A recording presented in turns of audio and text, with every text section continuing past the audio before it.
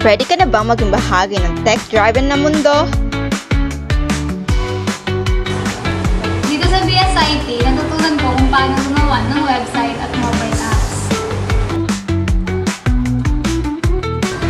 Hindi lang puro basa, may hands-on din. Natuto akong gumawa ng real-life solutions. Bisa nakaka-pressure pero enjoy kasi kasama ang tropa at supportive of groups.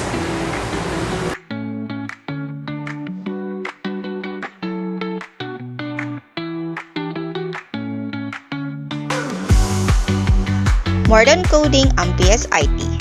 Matututo ka ng networking, database systems, and system analysis, skills na super in demand ngayon.